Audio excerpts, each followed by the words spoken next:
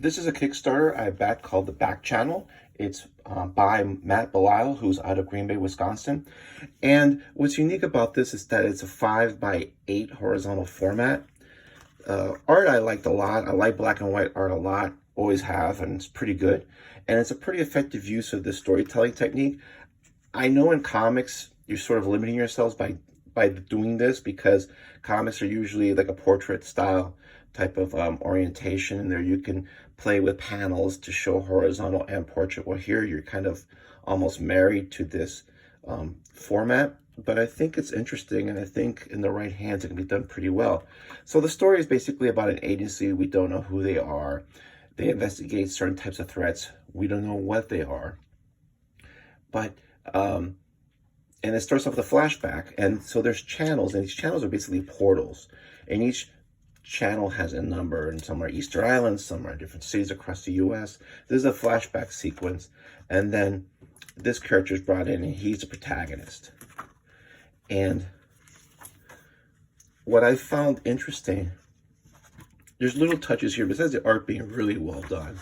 Just really like this. The technology is older, so it doesn't even have to be current day. This could be, 20, 30 years more. There's reel-to-reel tapes as well.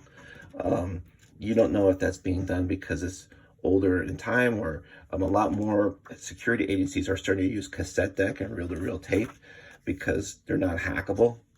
That's just my speculation, but it might not be that. It just might be set back 30, 40 years ago. And basically, this agent is brought in. There's this package that's delivered to him. He's brought back in, and they're trying to figure out what this is. And there's subtle, and the story's good, and it ends on a good cliffhanger. And there's not a lot of exposition explaining too much. No thought balloons, which is something that I like.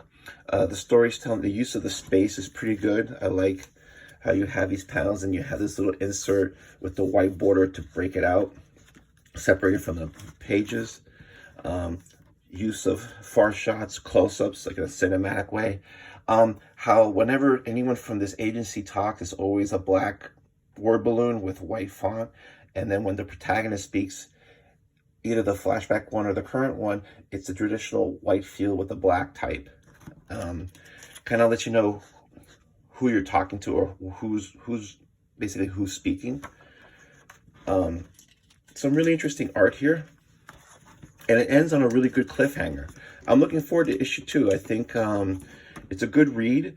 It's a good way to support independent artists. I know that he has some of his books locally in Green Bay, I believe at Power Comics, and this book and some other books, so they can be picked up there, or maybe you can reach out to him. I'll put his Instagram in the notes. Also, part of the Kickstarter was he threw in this mini comic, which is pretty interesting use. I like the art, but it's a fold out. It's one sheet. And it's interesting. And also, as part of the Kickstarter that I backed, nice, good bookmark. Never have too many good bookmarks. Like the art, like this very much, is that you got the back level I backed was that you got a small sketch, or not sketch actually, it's actually a drawing. It's actually, marker drawing, or however it's drawn, but it's hand drawn. And so he threw one in, he threw 2 in that were his choice. So he threw in Batman. I love this like 1989 Batman style, and Easter Island head. And at first when I got this, I was like, why is there an Easter Island head? But when you read Back Channel, it makes sense. And he was nice enough to sign both of these in the back. And then the level I backed, you get 8x10 of any character you wanted. So I had him do Etrigan the Demon from DC Comics. That's one of my favorite supernatural characters. Very nice art. So I'm looking forward to his next Kickstarter. I'm looking forward to seeing more of his work in the future. I like black and white comics when they're done well, and I think this is done pretty well. Anyway, I would check him out, and it's good stuff. Thanks.